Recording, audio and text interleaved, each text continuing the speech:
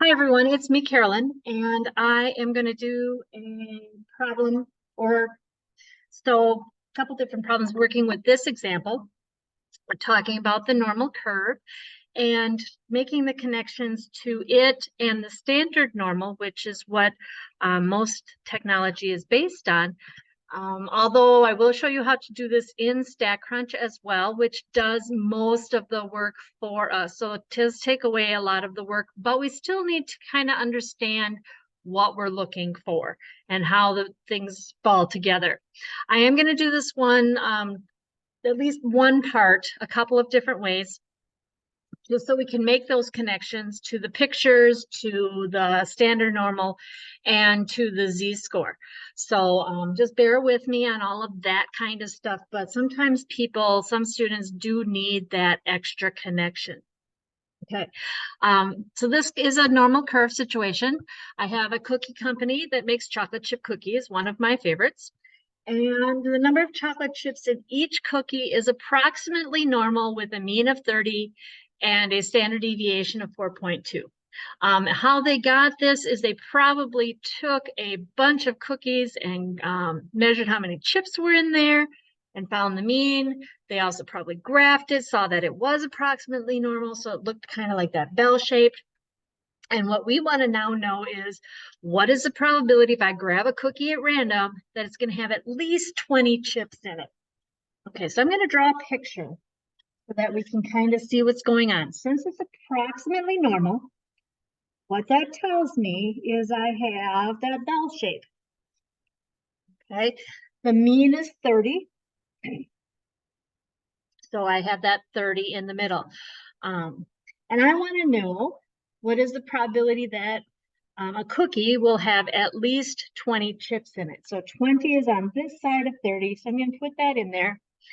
And at least, you have to remember what at least means. That means 20 or more. So I'm looking for the area under this curve. Remembering probability when we're talking about a continuous random variable, which this possibly could be, because we could have, I suppose, 30 and a half chips in there, partial chips if we allowed for that. Or we can kind of a lot of times estimate discrete random variables using this normal curve. So what we're looking for is, what is the probability that X is greater than or equal to 20? We did mention before that the equal sign does not matter whether it's in there or not.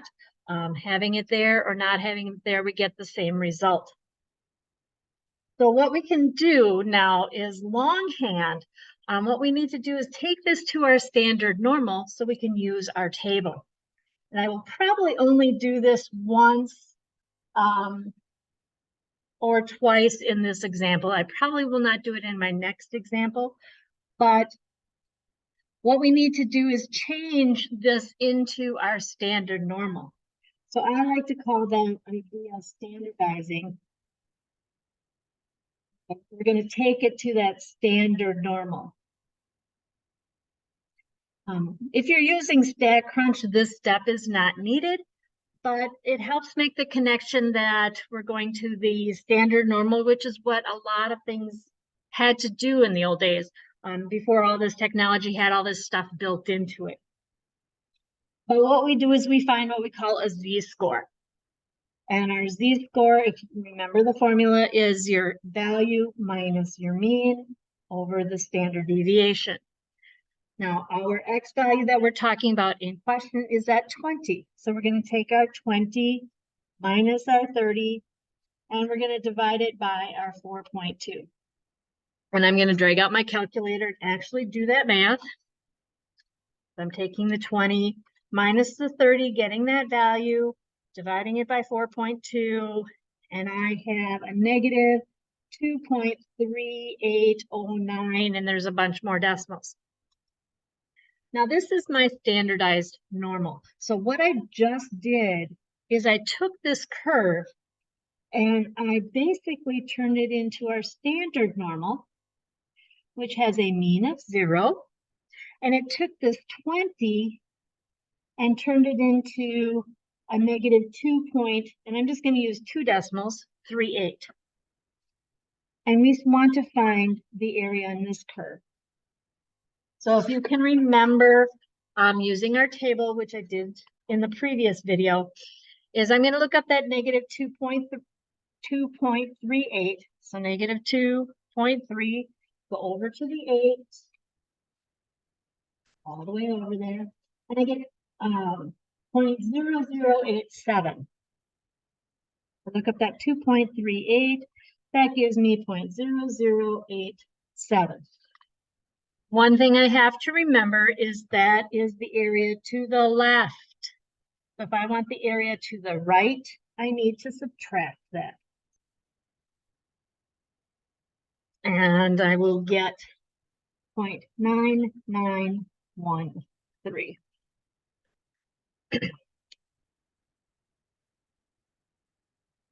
Okay. I'm going to show you how I would have done this one using StatCrunch. So if you'll bear with me in this video, I'm going to be doing a lot of changing of screens. So I'm going to stop sharing this one. And I'm going to go to StatCrunch. And we're going to reaffirm that 0.9913. And we'll also see that, oh my goodness, that's so much easier. Yes, it is, because all of the tables are built in. You do not have to standardize things. All of that's taken care of for us. So to remind us, we're going to be going into the stat under the calculators, because we are doing a normal curve. We're going to hit the normal. Okay, I'm going to bring this guy front and center. All right, and you'll notice that we're not going to have a mean of 0 and a standard deviation of 1. Our mean for our problem is 30. So we've got 30 chips as our mean. Our standard deviation for our example here is 4.2. And now we want to find the probability that X is not less than, but greater than or equal to, and in this case, the number 20. Okay. And so there is our 0.991, and I have 36. This is going to be a little bit more accurate because we did some rounding of our z-score. If you can remember, we rounded to a negative 2.38 instead of the negative 2.3809, and on and on and on. So this is actually a little bit more accurate than the table would be. I also want to show you some things that StatCrunch does for you, is it will put in that 68, 95, 99.7 for you. Right now it's just going by fives, but if you want to see that those pieces that represent the 68, the 95, the 99.7, you can just click that and you'll see that those pieces come up for you. Okay, so again, we went under stat to calculators to normal. We changed our mean and standard deviation from 0 to whatever it was, and our standard deviation of 4.2. And then we asked it the question. Okay, I'm going to stop sharing this one and we're going to go back and we'll do another question.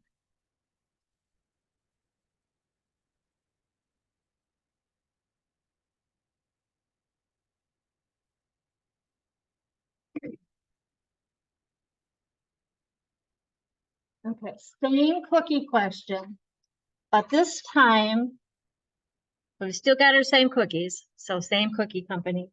But we want to find out what is the probability that the cookie has between 32 and 44 chips.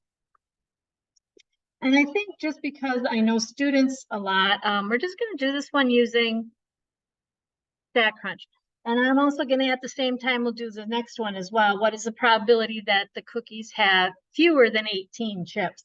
So what I'm going to do is I'm going to make sure to draw a picture, because if I can draw the picture here, I can compare it to what StatCrunch does, and then I can make sure I'm doing the right thing. So we are looking for the probability between 32 and 44 chips. Okay, that's what I'm looking for. So in terms of a picture, here's my normal curve. The normal set is at 30. 32 is going to be over here, and 44 is over here as well. So we're looking for something up here. Okay.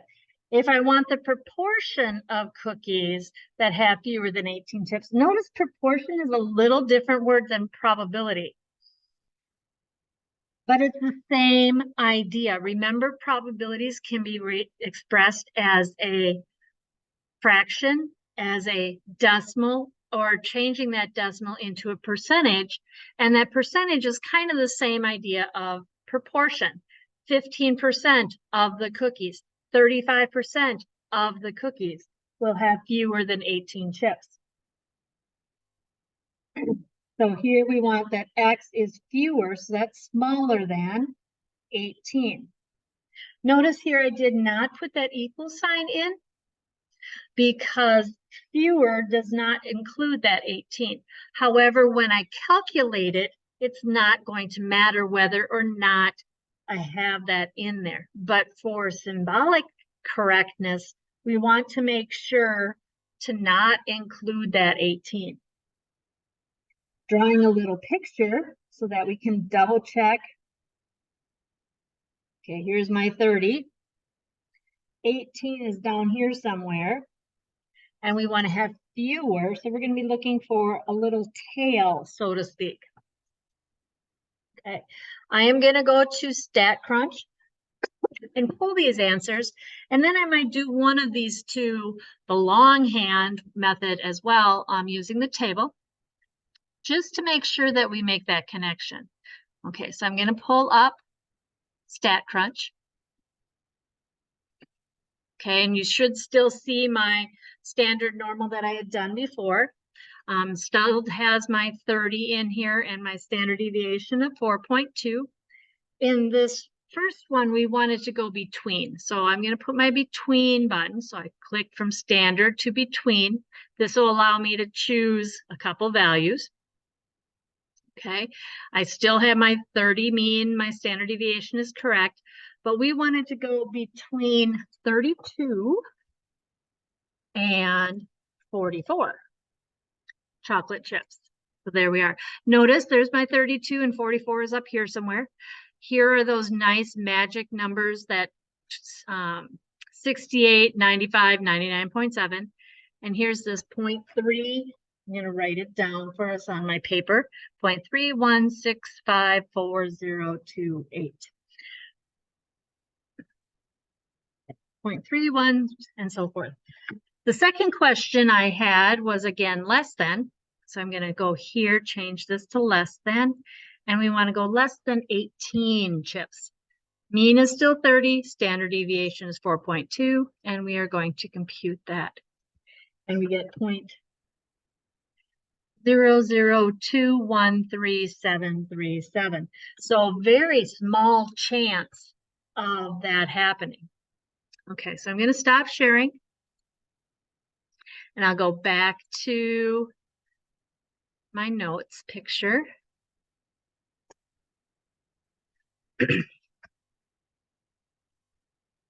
Okay, and there's the one that's what is the probability that a cookie has between 32 and 44 chips? We got 0.3165428. Or if they asked you what percent, that would be 31.65% of those chips have between that value of cookie. What proportion? Well, proportions are usually stated in percentages. So this would be 0.21% of our cookies have fewer than 18 chips. So if someone told you who had bought a dozen cookies, and they come back and they said that all 12 of them had less than 18 chips, you could say, well, that is very unlikely, not impossible, because remember, probabilities are the likelihood that something's going to happen, not the actuality of something happening. But so you can be sympathetic, but you can say that is a very slim chance of that happening. Okay, I am going to stop this video here.